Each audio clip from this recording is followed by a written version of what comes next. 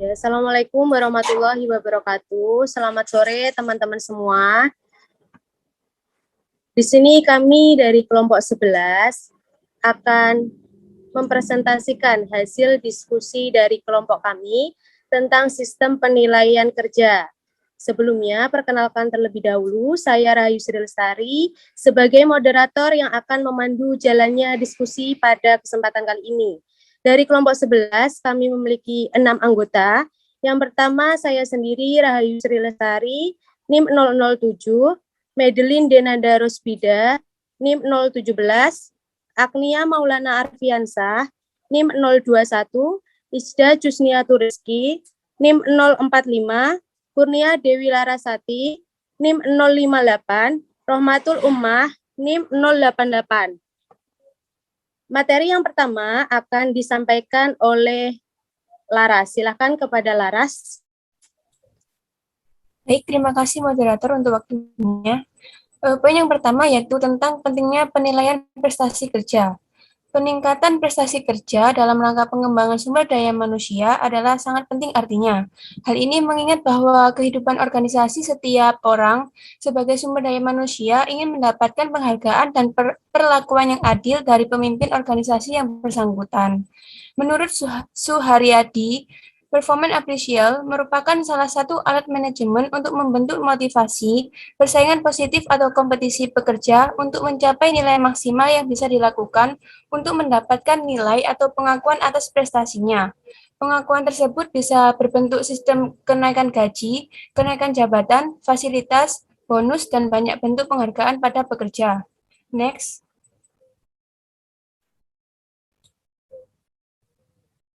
Ada beberapa asumsi tentang perlakuan manusia sebagai sumber daya manusia yang mendasari pentingnya penilaian prestasi kerja. Asumsi tersebut antara lain, setiap orang ingin memiliki peluang untuk mengembangkan kemampuan kerja sampai tingkat yang maksimal. Yang kedua yaitu setiap orang ingin mendapatkan penghargaan apabila mampu melaksanakan tugas dengan baik. Yang ketiga, setiap orang ingin mengetahui tangga karir selama melaksanakan tugasnya dengan baik. Yang keempat, setiap orang ingin mendapatkan perlakuan yang objektif dan penilaian atas dasar prestasi kerja. Yang kelima, setiap orang bersedia menerima tanggung jawab yang lebih besar. Dan yang terakhir, setiap orang melakukan kegiatan rutin dengan ingin mengetahui hasil informasi tentang hasil kerja dengan umpan balik. Next.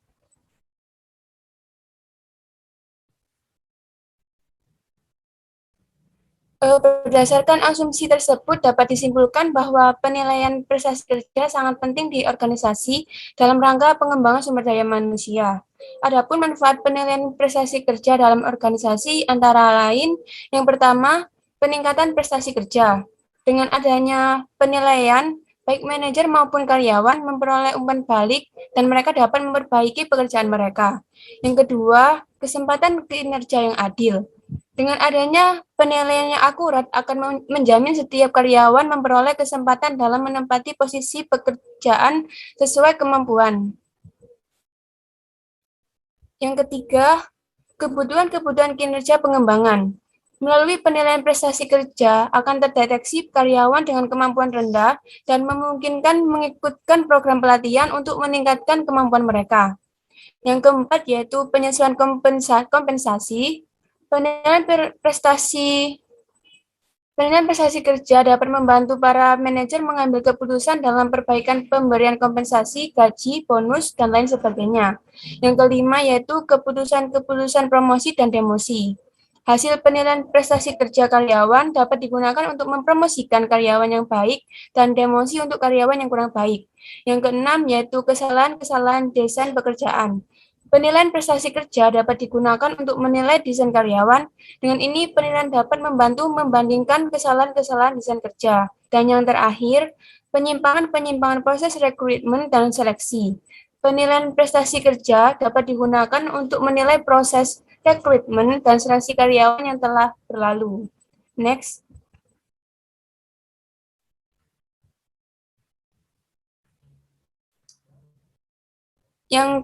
Poin yang kedua yaitu tujuan penelitian kinerja. Penilaian kinerja dilakukan agar suatu organisasi dapat melihat sampai sejauh mana faktor manusia dapat menunjang organisasi tersebut, seperti misalnya memilih, menempatkan, menentukan kebutuhan dan evaluasi secara objektif. Adapun tujuan dasar penilaian adalah sebagai berikut. Yang pertama, administratif. Melakukan identifikasi individu atau mengukur akurasi dan konsentrasi performa individu yang meliputi antara lain promosi, monitoring kualitas kinerja, standar kinerja, dan basis data upah penghargaan. Yang kedua yaitu pengembangan, mengembangkan penilaian yang berlandaskan umpan balik untuk bantu karyawan pahami ekspektasi, dimensi performa kunci kerja, kekuatan dan kelemahan performanya, serta memenuhi performa mereka. Yang ketiga yaitu supervisory, membantu supervisori untuk lebih berpikir sistematis tentang performa karyawan dan memperlancar jalur komunikasi dengan karyawan dalam proses penilaian kinerja. Yang keempat yaitu simbolik, kepedulian pihak manajemen terhadap performa karyawan yang baik dan benar-benar diukur dengan sistem penilaian yang tepat. Untuk poin selanjutnya, saya kembalikan ke moderator. Baik, terima kasih Laras. Untuk materi selanjutnya akan disampaikan oleh Saudari Rohmah. Kepada Rohmah, disilakan.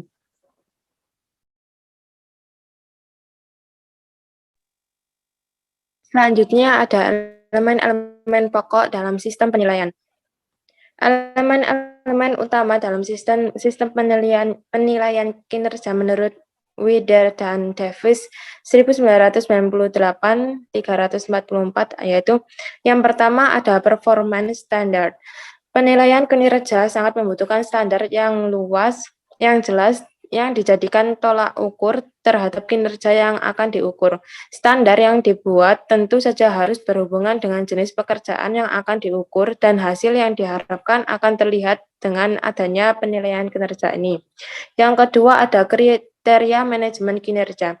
Kriteria penilaian kinerja dapat dilihat melalui beberapa dimensi, yaitu kegunaan fungsional, keabsahan, empiris, sensitivitas, pengembangan sistematif, dan kelayakan hukum.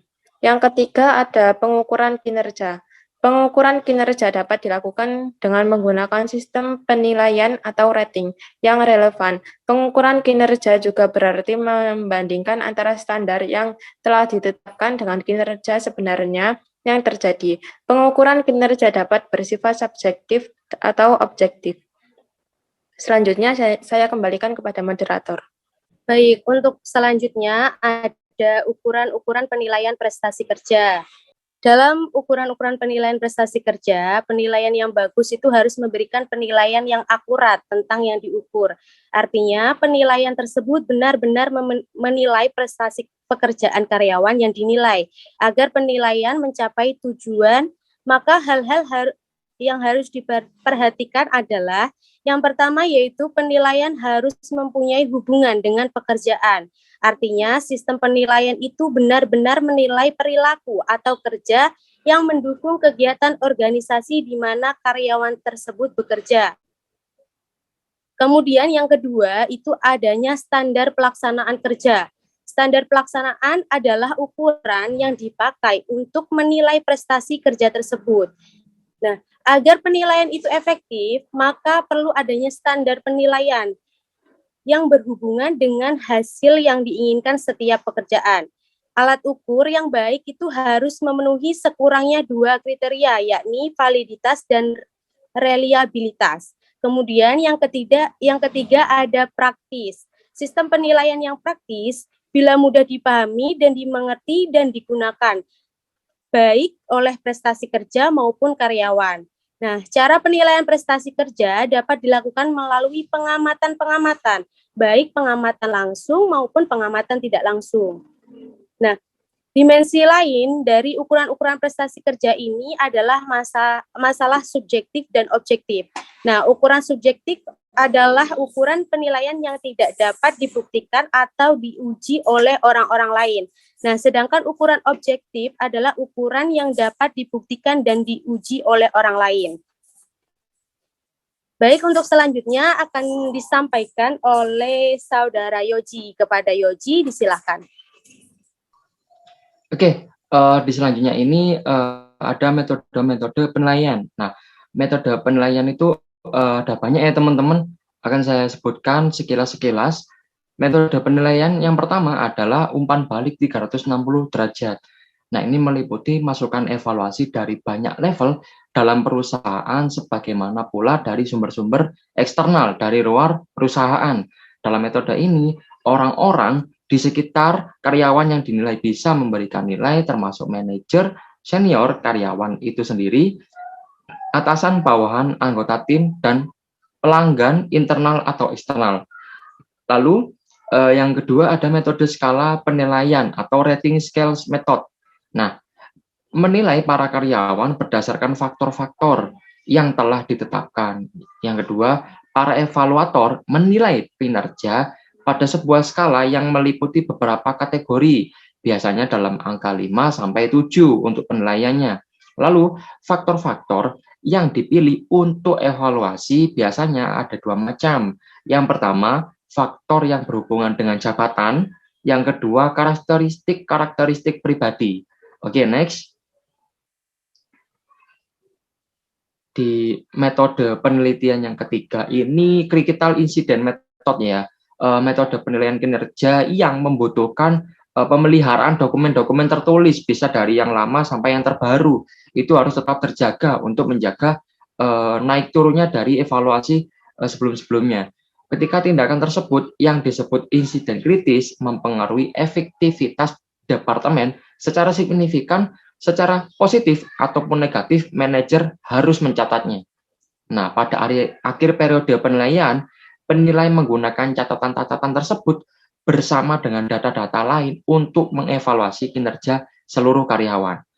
Lalu yang keempat, metode esai. Nah, metode esai ini penilai menulis narasi singkat yang menggambarkan kinerja karyawan.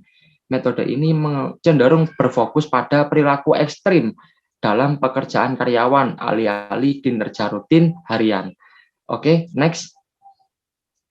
Di metode yang kelima ini, itu ada work standards method atau metode standar kerja.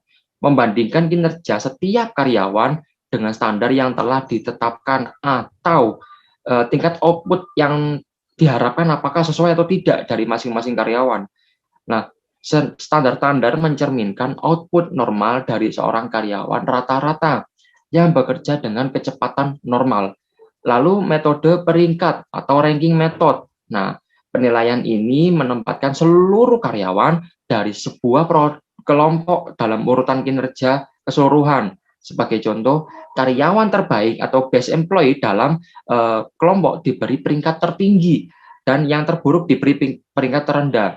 Nah, mengikuti prosedur ini hingga dapat memperingkat semua karyawan. Nah, kesulitan timbul ketika semua orang bekerja pada tingkat yang sebanding atau tidak ada perbandingan satu sama lain. Oke, next. Nah, ini metode yang ini ya, force distributor method. Ini mengharuskan penilai untuk membagi orang-orang dalam sebuah kelompok-kelompok gitu ya, untuk mengetahui mana yang baik, mana yang buruk, mana yang berkembang secara signifikan. Lalu metode skala penilaian berjangkar keperilakuan. Nah, menggabungkan unsur-unsur skala penilaian tradisional dengan metode insiden kritis. Berbagai tingkat kinerja ditunjukkan sepanjang sebuah skala yang masing-masing dideskripsikan menurut perilaku kerja spesifik seorang karyawan. Yang dinilai adalah behaviornya, perilakunya gitu kan. Nah, sistem berbasis hasil di masa lalu merupakan suatu bentuk manajemen berdasarkan tujuan atau manajemen by objectivities. Manajer dan bawahan secara bersama-sama menyepakati tujuan-tujuan periode penilaian berikutnya. Dalam sistem ini, salah satu tujuannya misal adalah mengurangi limbah sebesar 10% pada akhir periode penilaian. Sebuah evaluasi berfokus pada seberapa baik karyawan itu mencapai tujuan tersebut. Oke, next.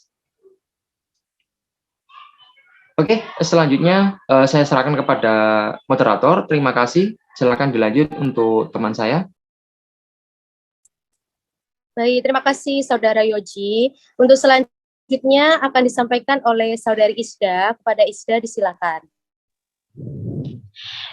Terima kasih atas kesempatan yang telah diberikan. Saya akan meneruskan presentasi pada kelompok kami, yaitu mengenai analisis jabatan. Apa sih yang dimaksud dengan analisis jabatan itu? Analisis jabatan merupakan suatu proses penentuan mengenai hakikat atau makna suatu pekerjaan atau jabatan yang ada di dalam sebuah organisasi ataupun sebuah lembaga. Nah, melalui kegiatan ini akan diperoleh semua informasi, fakta-fakta, dan juga berbagai biodata lengkap mengenai setiap pegawai, setiap karyawan, kedudukan, dan yang ada dalam sebuah organisasi atau lembaga. Next. Nah, untuk selanjutnya, analisis jabatan dalam rangka mengembangkan sumber daya manusia dalam organisasi atau lembaga itu memiliki beberapa manfaat. Yang pertama yaitu memberikan bimbingan kepada karyawan. Sehingga jika ada analisis jabatan dalam sebuah organisasi atau lembaga akan memudahkan sebuah atasan untuk memberikan bimbingan kepada anggota atau karyawannya. Yang kedua yaitu memberikan sanksi atau tindakan-tindakan disiplin terhadap karyawan secara objektif sehingga sebuah pekerjaan dapat berjalan secara optimal. Jadi di sini analisis jabatan itu bermanfaat untuk memberikan sebuah teguran, sanksi atau tindakan sebagai pendisiplinan bagi setiap karyawan sehingga pekerjaan tersebut dapat diselesaikan dengan baik.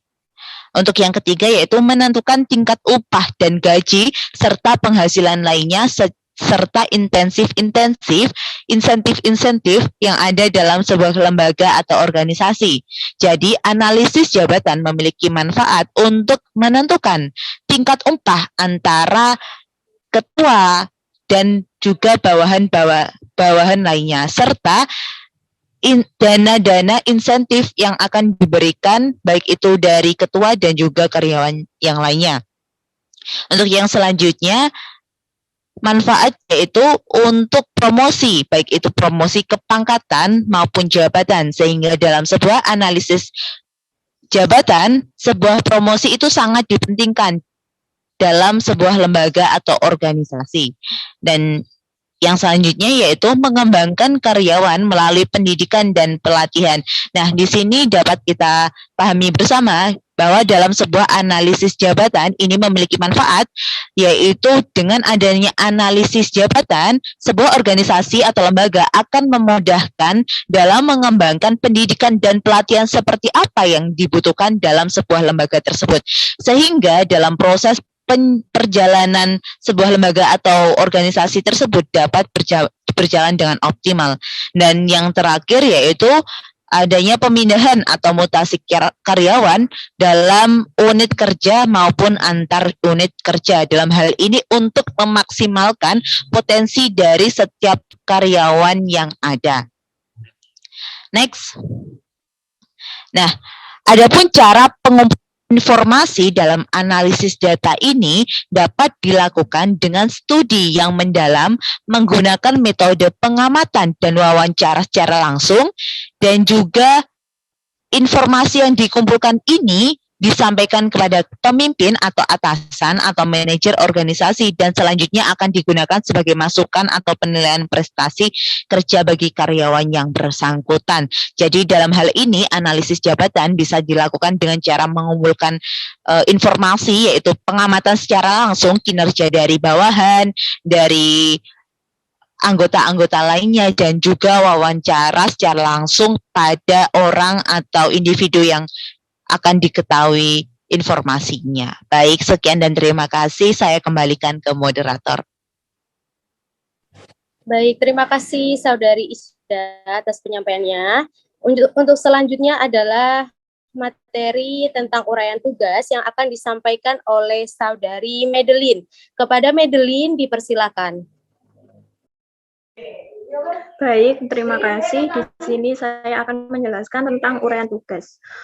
Uraian tugas ini adalah merupakan daftar kegiatan atau tugas yang harus dilakukan oleh setiap karyawan dalam organisasi sesuai dengan jabatan atau pekerjaan karyawan yang bersangkutan. Next.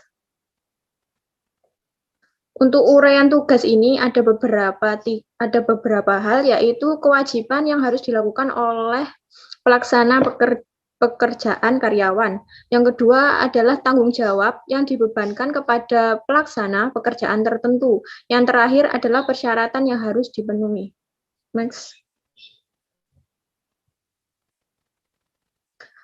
Untuk memperoleh penilaian yang objektif terhadap prestasi kerja yang dikaitkan dengan uraian kerja yang telah ada, maka para penilai harus mempunyai informasi dan fakta yang lengkap dan tepat. Ini menjadi bagaimana uraian tugas yang baik seperti itu. Next.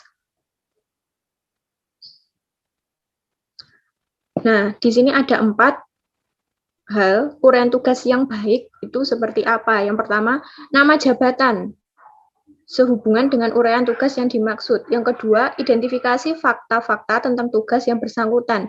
Yang ketiga adalah uraian tangkap tentang tugas tersebut. Biasanya terdiri dari suatu keterangan singkat tentang tugas yang diuraikan dan penjelasan yang lengkap tentang semua kegiatan yang dilakukan, tanggung jawab, dan kewajiban yang dilaksanakan. Yang keempat adalah persyaratan-persyaratan yang harus dipenuhi oleh pelaksanaan tugas, di mana yang bersangkutan dapat melaksanakan seluruh tugas dan kewajiban dengan baik. Next.